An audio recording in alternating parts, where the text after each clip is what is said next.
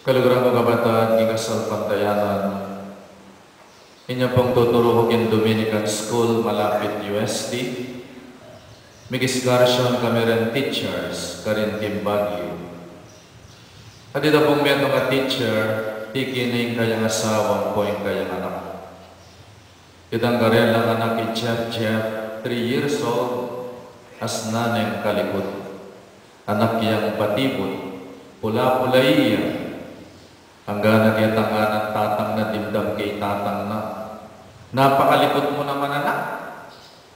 Sige na, iiwan na kita sa Bornham Park at ibibigay kita sa mga igurot na. Yung anak, may tuliruya isip. May mulay, dudurutan ni tatang na. Hanggang nagyatang kinawal no rin pitis ng tatang na. Daddy, please don't give me to the igorot. I like you and mommy. Please, please, please. Nga na ning anak. So kinilig na yung tatang yung anak at sabi na, don't worry anak. I love you. I will not give you to the igorot. We will go home together.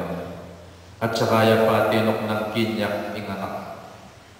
Nung ating meto nga bagay, kailangan na ng tao, lalong-lalo na yung anak. Ya pinabuhay tangaw sandang sense of security. Nung lugarin itamo, inyang mga latita mong anak, never alinong kaya katamo, ing paborenda katamo ring pengari tamo. Itatanggo po simple yan tao, mestro yan. Imago magtindayan, sari-sari store. Apulo kaming mikakapatad, kaya may loluwan buking pamilyami. Pero never amitakutan ko. Never a day amitakutan ko. Huling balo ko bukas nakadwa. Pakanandapot sesen at luguran. Ding ka na akong pengari. Itang sense of security. Ing lugod, ing lingap, ing pamanantabi. Daring kaya katamong pengari. Yang makasikan kaya katamo to go on in our life. We need not live in fear. Huling balo tamo ay nakatamo paboren, ding pengari tamo. And yet, dakalatao ini, they worry about their security. And we are full of insecurity in our lives. At yung anak ini tatakot lang, huling edabalo ng mga lapabukas. Dakal ngini tatakot la, huling po tamilakola obra. Dakal ngini tatakot la, po dugo alanong gastusan bukas. Dakal amig ipagsapalaran king negosyo akarog-karog asalo. Po tamabang karapla ding karelang negosyo. Sometimes and most of the time, we live in fear. And yet the Lord is telling us today, let us live in peace, in the security of His love and divine providence. This is the divine psychology. Huling anak nakatamo ng Diyos, kaya nakatamo paboren. Buri na manalik tamo kaya, at yan na buritang mabibiyat tamo kintakot. Huling nung kaluguran o rin ayo, at ding sampag aking para, mas lalo na yung kaluguran ng tao. Itamong anak na ng Diyos. So, doang bagay, ingadwa na kaya ng gospel. Munang-muna, trust in divine providence. Manalig tamo king lugod, king Diyos. And then, ikakadwang-kadwa na ng apong ginukya katamo. Una tayo king biyatamo. Seek ye first the kingdom of God, and all these things will be added unto you. Una tayong Diyos, yabi tayong Diyos, kimbiyatamo, and all these things will be added unto you. Manalig tamo king Diyos. Let us have a great trust in divine providence. Balibo, minsan nating metong ayanak, sabi ng tatang na kaya, o ito, ipot may batong maragulayan, idalami kitang garden town. Sibo ka na ning anak, kinanwayang wheelbarrow. Sasakyan sanay tang bato kitang wheelbarrow. Enegyo, mabayad siyang masyado. So, migbalik ka ng daddy na. O tanga na, masyado yung mabayad. Ekegyo, nga na. Ayagyo may yan to, nga ng tatang na. Subukan may pasibayo. Kinanwayang maragula dutong, itulak-tulak ni sana, kitang dutong ay ta. Migbalik na naman kang tatang na. O tanga, nakabayad na. Kaya yung sudsuran, kaya yung itulak. At yume yan itong balikan may pasibayo. Belikan niya ng anak. Ibuat niya sana. O ningin yun talaga itang bato. Hanggang nagitang sinabi na kang tatang na, o tanga, talagang ekegyo. Suko na ako, anak kang tatang na. Ika naman to, nanding ko pa sasabyan kaya kaagyume, nung pasaw pa ka na ako. Nandin ko ba makatalakad sipin mo, madualing sahod ko. Agyume yan, nung pibuatan te, at sopan dahang mamuat. O tang sopan mo ko pisaw de nga duwang mitata, at adala de tang maragula bato, king karelang ulang. O yan po yung amanwanan ng apong Ginoo. When we find ourselves helpless, at yun naman ang apong Ginoo, knock and the door will be open to you. Seek and you will find. Ask and you will receive. The problem is, maralas, etamo kakatok. Etamo manyawad, etamo manintod.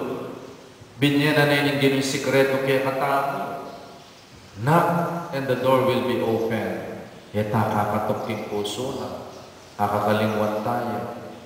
Seek and you will find. Haliwala rin manto ng tao. Pagdulapan tamo yung marakala millions and thousands ampong kaunlaran king negosyo. Ask and you will receive. Haliway nga duwan tamo. Manyawad tamong miyayaliwang material na bagay. Except for the kingdom of God to come and to reign in our families. Ask and you will receive. Pagdulapan mo yung kayariyaning Diyos. Pagdulapan mo yung kaburyaning Diyos. Pagdulapan mo yung kapamintuan, karing kautusan ng Diyos. And all these things will be added unto you. Trust in divine providence. E na mo rin sabihin, manalig ka na aking Diyos. At alata ng gawan kimbiyataw. That's the way, that's not the way it should be. Hanapin in Tagalog, nasa Diyos ang awa, nasa tao ang gawa. Kaluban na mo ng pamanalig mi karimpe ng ari ko. Manalig kami karimpe ng ari mi, kaya kami paboren. Pero dapat mag-aral kayo masalese. Bang mayari kayo timpa mag-aral mi. Manalig kami karimpe ng ari mi, uling balo mi, kaya kayo paboren. And yet, kailangan sumawag kami king obrang balik. Kaya na po rin sabihin itang pamanalig ang matamad, kalupa ng wantamad. Pamanalig, nung nukarin, gawan mo yung loob mo, gawan mo yung agyo mo. So you be the best of everything that you can be. Nasa Diyos ang awa, nasa tao ang gawa. Yang nga ng San Pablo, work out your salvation in trembling and fear. Ano ba sasabi ng apostolado ng panalangin? Prayer is the weakness of God, and prayer is the strength of man.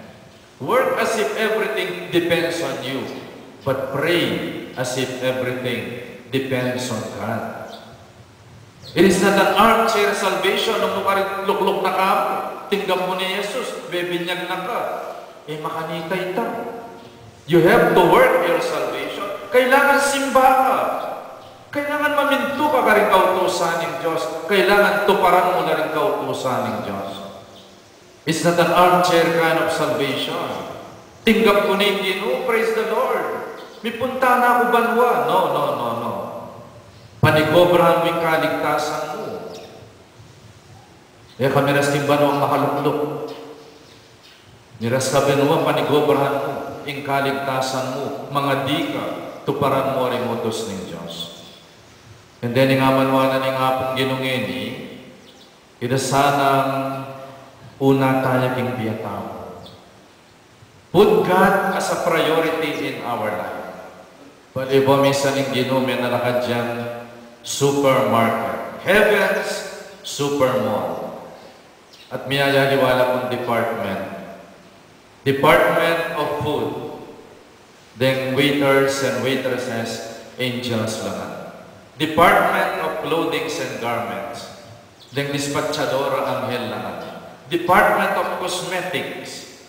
And Department of Bible Study and Bible Sale. Buy one, take one na pa rin Bible. Buy one, take five na pa rin rosary. At miyayaliwa pang religious artifacts. Baliyo, nakadyan diniing Department of Food. At the end of the day, sold out na ng pamagat. Marakala ng tao, kaya taking Department of Clothing and Garments. At the end of the day, sold out lang ang dengimana. Cosmetology, sapa. Laring magpa-makeup, colorete, at piyayaliwa pa. Sapa. Karas ketang Bible at the end of the day. At lula rin may kipag-Bible study at metong yung misaling Bible. Uri na sabihin, this is reflective of our values. Sometimes in concern tamo at yung pamangan, pamanintunan, pamanga biyaya. In concern tamo, numisan ka rin malan, asusulod tamo, at nung nananong koloreti, ang pong accessory, in pamanyulod tamo. Malalakwan niya yung Bible, ang po yung apong gino. Kaya tamong pamibiyebye. It should be the other way around. Unami nga pong gino, and all these things will be added unto you. Sa ating number one concern tamo, not worry. Our number one concern is to fulfill and to obey the 10 Commandments. Our number one concern is to celebrate Mass and to participate in our Sunday Mass. Our concern should be nung makanano mong tuparan and how to build the kingdom of God in your family. Nung makanano mong ilapit ng anak mo, kingapong Ginoo. Nung makanano mong